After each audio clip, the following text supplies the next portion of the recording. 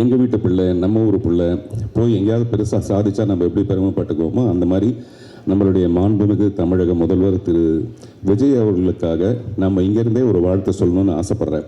என்ன காரணம்னா, அது வந்து ஒரு ஒன்-மேன் ஷோ. தனிப்பட்ட ஒரு மனிதராக அவருக்கு அவ்வளோ பெரிய பக்கபலங்கள் எதுவுமே இல்லாமல், அவர் மேலே யாருக்குமே நம்பிக்கை இல்லாமல், ஒரு தனி மனிதனுடைய நம்பிக்கை ஜெயிச்சு இன்றைக்கி இவ்வளோ தூரம் அவர் வரும்போது நான் வரவேற்றேன். அவரை ஒரு கேரியரோட உச்சத்தில் இருக்க ஒரு மனுஷன் 200 கோடியை விட்டுட்டு இங்கே வராருன்னா பாராட்டணும்னு சொன்னேன். அதை பற்றி நான் நிறைய எதிர்கருத்துக்கெலாம் இருந்தது. ஆனால் இன்றைக்கி கேரியரோட உச்சத்தில் இருந்து சிஎம் ஆகி இன்றைக்கி மத்தியானம் கேரியரில் சாப்பாடு எடுத்துகிட்டு வர ஒரு அரசு ஊழியர் மாதிரி காலையில் கரெக்டாக 9:30க்கு வராரு, சாயங்காலம் வரைக்கும் இருக்கார். அதெல்லாம் ரொம்ப ஆச்சரியமாக நிறைய பேருக்கு வந்து ஒரு பிரமிப்பாக இருக்கும். அந்த 4 நாளைக்குள்ளே இவ்வளோ பண்ணுறாருன்னு. அவர் நிறைய பண்ணும். இப்போ கமல் சார் கூட பார்த்து ஒரு 6 விண்ணப்பங்களை கொடுத்துருக்காருன்னு சொல்கிறாரு. சிறுபான்மை மக்களுக்கு நிறைய நல்ல விஷயங்களை பண்ணணுங்கிறது அவருடைய எண்ணமாக இருந்தால், இந்த சிறுபான்மை மக்கள் சினிமாவில் யாருன்னா இந்த சின்ன படங்கள் எடுக்கிறவங்க, நல்ல படங்களை ரிலீஸ் பண்ணுறதுக்கு வாய்ப்பு இல்லாமல் நிறைய போராட்டம் ஒன்று இருக்கும். அப்படிப்பட்ட படங்களுக்கு வந்து இந்த அரசாங்கம் நிச்சயமாக உதவணுங்கிறது நம்மளுடைய ஒரு அன்பான வேண்டுகோள். இந்த படத்தை கூட நேசம் ப்ரொடக்ஷன்ஸ்னு பண்ணியிருக்காங்கன்னு நினைக்கிறேன். நேசத்தை ப்ரொடியூஸ் பண்ணுறது தான் ரொம்ப கஷ்டம். நேசம் ப்ரொடக்ஷன்ஸ் வந்து இந்த படத்தை பண்ணுறதுங்கிறது இந்த படத்தோட கருத்துக்கு ரொம்ப சரியான ஒரு விஷயம் நினைக்கிறேன்.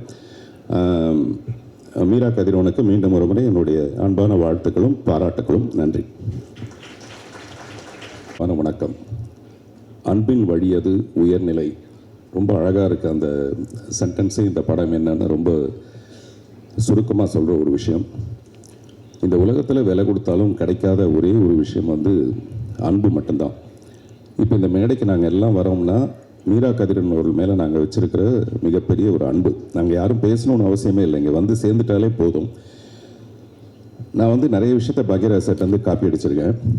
முதல்ல நம்மளை பேச கூப்பிட்டா என்ன பேசுறதுன்னு யோசித்தேன். அதில் பாக்யராஜ் சார் ஒரு லீடு கொடுத்துருக்காரு. இங்கே சினிமாவை சுவாசிக்கிறவங்க டெஃபினட்டாக ரொம்ப ரொம்ப கம்மி. அதில் ஒருத்தர் இயக்குனர் ராம். நான் மீரா கதிரவன் சொல்லுவேன்னு வச்சுங்களா. அவர் வந்து மிஸ்டர் ராம் வந்து ஒரு மாதம் 1.5 மாதத்துக்கு முன்னாடி எனக்கு ஒரு ஃபோன் பண்ணி, ஹபீபின்னு ஒரு படம் இருக்குது, நீங்கள் மிஸ் பண்ணவே கூடாது, அவசியம் பார்க்கணும். இந்த மாதிரி கொஞ்சம் கலைஞர்கள் இருக்காங்க. சில பேர் வந்து இந்த மாதிரி ஒரு நல்ல படத்தை பார்த்தோம்னா அந்த படத்தை கொண்டு எப்படியாவது சேர்க்கறதுக்கு நம்மளால் முடிஞ்ச ஒரு சின்ன உதவியாவது செய்ய முடியுமோ அப்படின்னு நம்ம எல்லாருமே அதில் முயற்சி பண்ணுவோம். மீரா கதிரவன் அந்த மாதிரி நல்ல படங்களை மட்டுமே எடுக்கிறதுங்கிறது அவருடைய தீவிரமான ஒரு முயற்சி. அதுக்காக நிறைய கடுமையான கஷ்டங்கள் இருக்கும். நேற்று கூட ஒரு லஞ்ச் மீட்டிங்கில் நான் பேசிகிட்டு இருக்கும்போது என்னோடய நண்பர் ஒருத்தர் என்ன பெருமையாக சொன்னார், இவருக்கு இந்த மாதிரி ஒரு வியாதி இருக்குது, வேறு மாதிரி ஏதாவது வித்தியாசமாக படங்கள் பண்ணணும்னு சொல்லி தான் இவர் மாட்டிக்கிட்டார். இல்லாட்டி கமர்ஷியலாக படம் பண்ண ஆரம்பிச்சிருந்தார். அவர் நிறைய வசதி வச்சுருப்பார், நிறைய காசு வச்சுருப்பாருன்னு. சில பேருக்கு வந்து என்ன தோணுதோ, அந்த நம்ம சினிமாவுக்கு வந்தது காசு சம்பாதிக்கிறதுக்கு, பணம் சம்பாதிக்கிறத மீறி இந்த கலையை கொண்டு வந்து அழகாக சேர்க்கறதுக்கான நம்மளால் முடிஞ்ச ஒரு சின்ன முயற்சி. அதை தொடர்ந்து மீரா கதிரவன் ரொம்ப அழகாக பண்ணிகிட்டு இருக்காரு. தொடர்ந்து இந்த படத்தில் கூட பார்த்தீங்கன்னா கேமரா முன்னாடி வந்து நடிகர்கள் நடித்த மாதிரியே இருக்காது. அந்த வீட்டுக்குள்ளே நம்ம கொண்டு போய் கேமரா வச்ச மாதிரி, அல்ல அந்த ஊருக்குள்ளே நம்ம கொண்டு போய் கேமரா வச்ச மாதிரியான ஒரு தோற்றம். அவ்வளவு இயல்பான ஒரு படம்.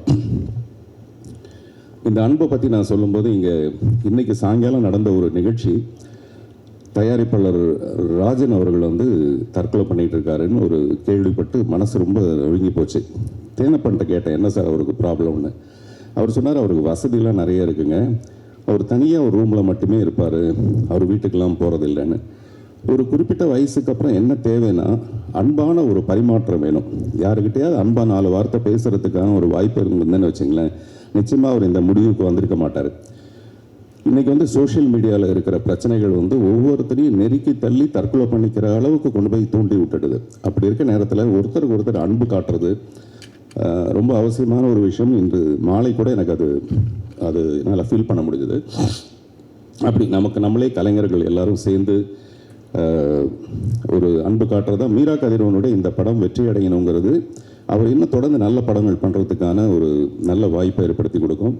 சாம் சிஎஸ் வந்து இந்த படத்தோட ஒன்றிய நல்ல பாடலில் கொடுத்துருக்காரு. மகேஷ் முத்துசாமி நான் சொன்ன மாதிரி இயல்பான ஒரு ஊரை நம்மக்கிட்ட காமிச்சிருக்காரு. கஸ்தூர்ராஜா அவர்கள்கிட்ட நான் எதிர்பார்க்கவே இல்லை. நான் அவருக்கு ஒரு பெரிய நன்றி கடன் பட்டிருக்கேன்.